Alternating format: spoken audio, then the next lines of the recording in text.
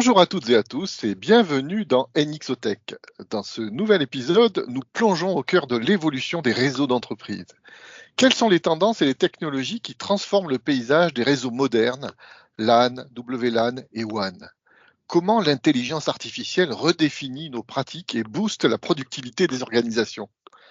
Pour répondre à ces questions, nous recevons Fabien Lecourt, Solution Manager, réseau d'entreprise chez NXO France. Il vous dévoilera en moins de 10 minutes l'essentiel à savoir pour tirer bénéfice de cette transformation afin d'optimiser vos opérations. Bonjour Fabien, et pour commencer, peux-tu te présenter en quelques mots s'il te plaît? Bonjour Christophe et bonjour à toutes et à tous.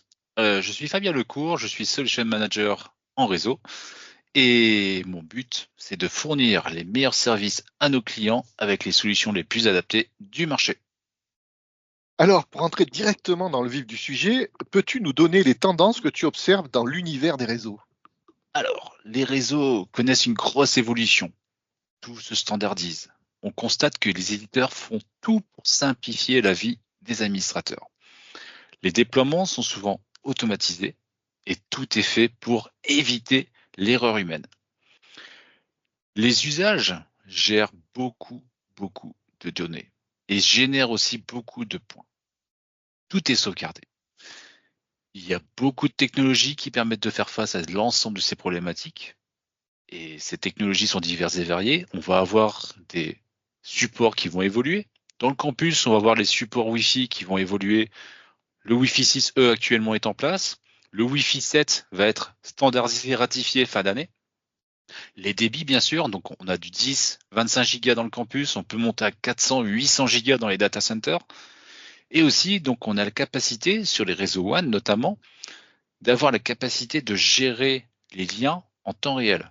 On peut donner les conditions bien précises pour utiliser un lien en temps réel. Si un lien est dégradé en termes de latence, de débit et de performance, nous pouvons switcher très rapidement sur un autre lien. Et donc, tous ces aspects-là sont aussi centralisés sur un contrôleur central. Ce contrôleur est souvent appelé contrôleur SDN, pour Software Defined Network. Alors, les contrôleurs SDN, peux-tu nous dire quel a été le rapport? Alors, revenons un peu en arrière, Christophe, et on se rend compte qu'il y a une quinzaine d'années, on a eu une convergence des réseaux, de la voix, de la donnée et de la vidéo sur le même support, c'est-à-dire que le même réseau supportait l'ensemble de ces usages. Tout cela a permis donc de centraliser tous ces usages sur le réseau.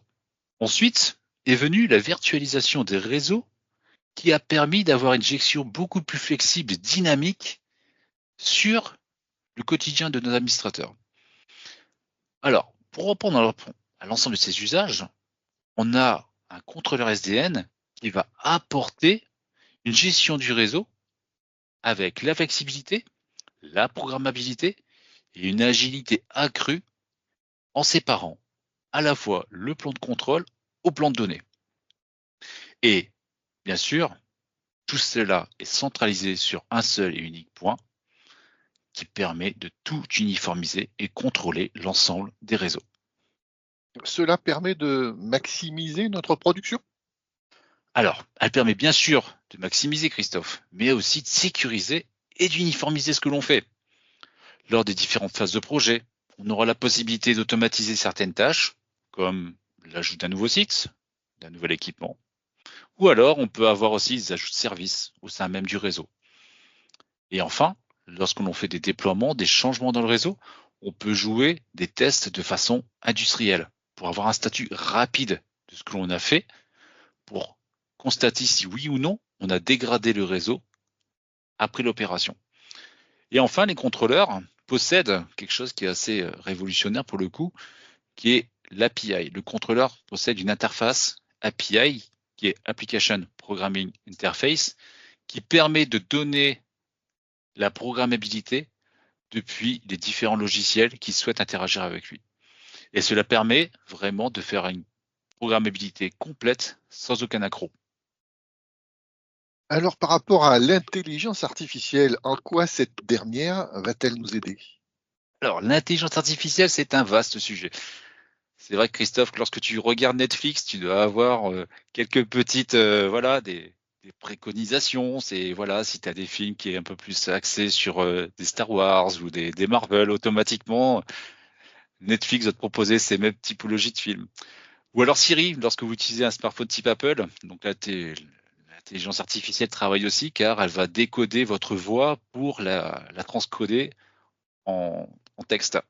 Et dans le domaine des réseaux, en fait, on commence à avoir aussi beaucoup de cas d'usage qui commencent à se démocratiser, notamment avec les chatbots. Le chatbot va nous aider à diagnostiquer très rapidement. Exemple, lorsqu'un dirigeant n'arrive pas à se connecter à un réseau, l'assistant, que va-t-il faire?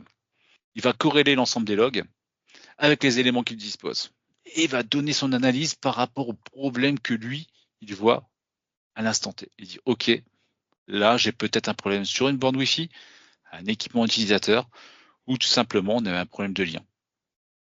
Ensuite, il va nous donner la possibilité de faire la configuration des réseaux. Donc là, on peut demander à un assistant, typiquement, de rajouter un VLAN sur une infrastructure.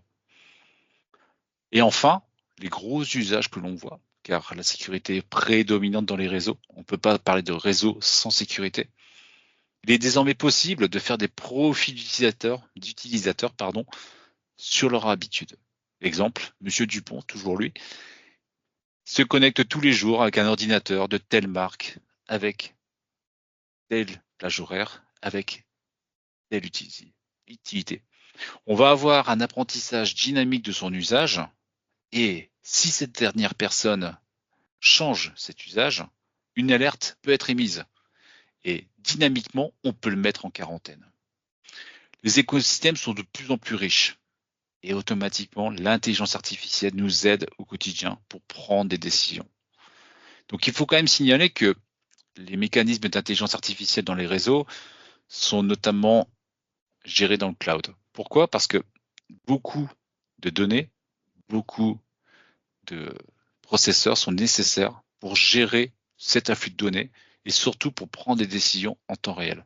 Donc c'est pour ça que l'ensemble de ces solutions sont souvent hébergées dans le cloud. Alors, comment vois-tu l'avenir? À l'avenir, j'espère qu'il sera radieux. Déjà, on va commencer par le début.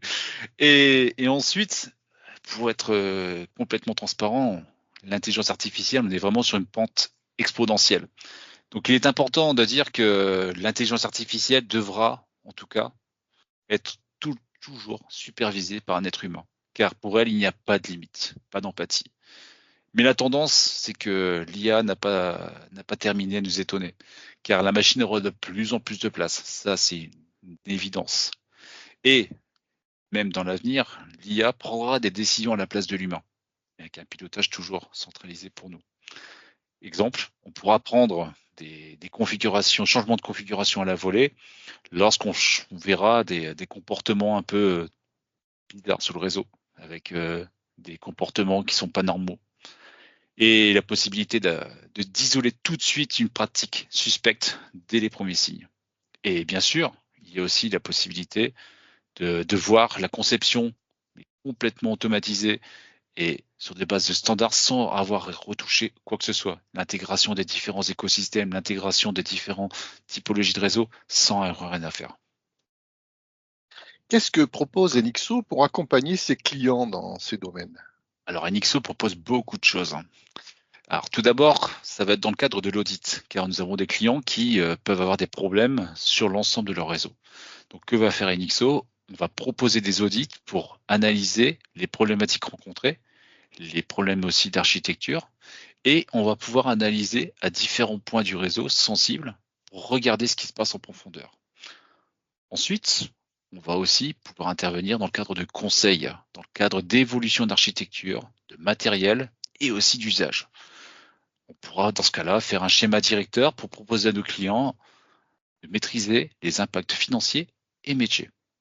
Bien sûr, notre métier, le déploiement. Le déploiement, même si désormais ils sont simplifiés au maximum, automatisés au maximum, il ne faut surtout pas négliger car il y a de plus en plus d'interconnexions, d'interdépendances vers d'autres solutions.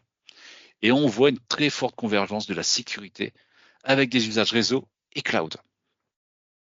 Et bien sûr, la partie exploitation, nous avons une cellule d'infogérance pour permettre à nos clients d'avoir une garantie de fonctionnement de leur infrastructure.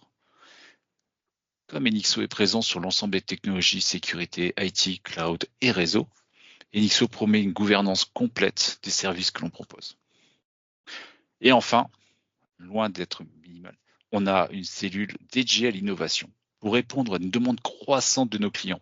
En effet, une équipe permettant de répondre aux enjeux d'automatisation et ou de NetDevOps, cela permet aux clients de reprendre la main sur ces infrastructures, car les clients ont des infrastructures de type hétérogène, avec des inventaires qui sont plus ou moins bien maîtrisés, et la MCO est très compliquée par rapport à ça. Donc, nous permettons d'avoir une approche globalisée sans se soucier de la gestion spécifique d'une ou plusieurs solutions SDN. Grâce à cela, le client reprend sa gouvernance de son IT. D'ailleurs, je vous invite à écouter le podcast NetDevOps à ce sujet. Eh bien, merci Fabien. Voilà qui conclut notre épisode du jour. Nous vous remercions de l'avoir suivi. Pour aller plus loin sur ce thème, consultez nos pages web consacrées à nos services en suivant le lien indiqué dans la description de cet épisode. N'oubliez pas de vous abonner à notre newsletter afin de ne rater aucun épisode.